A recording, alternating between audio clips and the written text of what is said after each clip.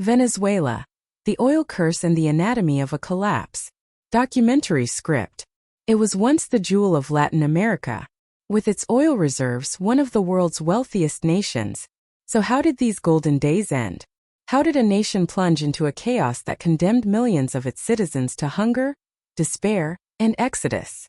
This is the story of Venezuela's downfall, a tragic lesson at the intersection of oil, politics, and human will.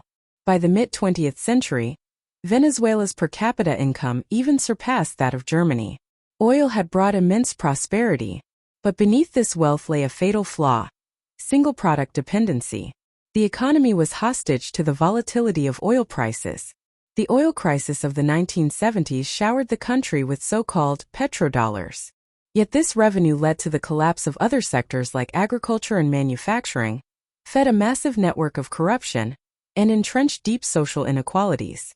This process, known as the Dutch disease, became embedded in Venezuela's DNA. In 1998, a populace angry with traditional politicians and weary of inequality brought Hugo Chavez to power. Chavez arrived with the promise of 21st-century socialism.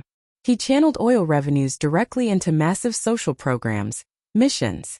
Poverty rates initially fell with health, education, and food subsidy programs, and millions felt like citizens for the first time. However, Chavez's model depended on oil revenues remaining perpetually high. Political interference in the state oil company PDVSA, the purge of its technical staff, and halted investments marked the beginning of the company's collapse. Hostility toward the private sector scared away investment. Currency controls and price regulations triggered black markets and shortages.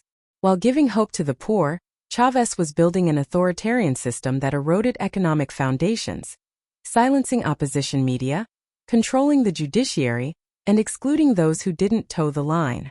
Upon Chavez's death in 2013, his successor Nicolas Maduro struggled to carry the charismatic leader's legacy.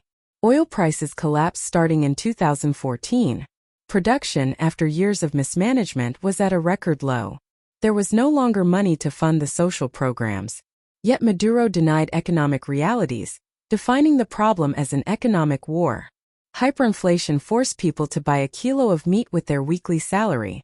Basic medicines and food items became unavailable. Hunger and infant mortality rose. Under these conditions, one of the largest mass migrations in modern history occurred. Over 7 million Venezuelans left the country. The brain drain took the nation's future with it. Maduro resorted to increasingly authoritarian methods to hold on to power. The opposition-controlled National Assembly was rendered powerless. The 2018 elections were declared fraudulent internationally. Political arrests, torture allegations, and paramilitary groups became part of daily life. Venezuela became the stage for one of the biggest global power struggles of the post-Cold War era. The U.S. and many Western nations declared Maduro illegitimate, recognized opposition leader Juan Guaidó, and imposed heavy sanctions. Maduro in turn found support from Russia, China, Iran, and Cuba. While sanctions made it harder for the regime to finance itself, the regime used them to consolidate internal support by portraying them as an imperialist conspiracy to strangle the country. In reality, while the root cause of the collapse was internal governance, sanctions intensified the crisis's severity. So, is there a glimmer of hope for Venezuela? The scenarios are complex. Political solution: a genuine internationally guaranteed dialogue between the regime and the opposition. Clearing the path for free and fair elections. This currently seems the most difficult path. Economic recovery. Painful structural reforms are needed to stop hyperinflation, formalize dollarization, revitalize the private sector, and rebuild the oil industry with international investment. Breaking the oil curse. Venezuela's greatest challenge is to break its dependence on oil revenues and build a diversified, sustainable economy. Reviving agriculture and manufacturing will take decades. Healing societal trauma. The return of emigrated professionals, rebuilding trust, and repairing deep social divisions will be a generational process. Expert opinion. Sociologist: Venezuela's recovery is a generational project. First comes political peace, then economic stability, and finally societal healing. The order cannot be reversed.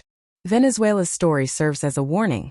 Natural resource wealth without good governance, institutional balance and economic diversification can become a curse.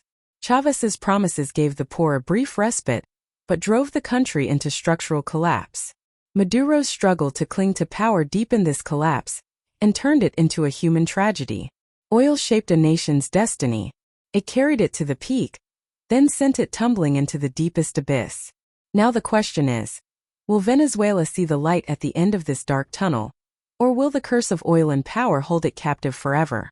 Oil can make a nation rich, but only wisdom can keep it standing. Thank you for watching. Do you think Venezuela can emerge from this darkness? Share your thoughts in the comments below. And don't forget to subscribe to the channel to follow the journey of history, time, and money.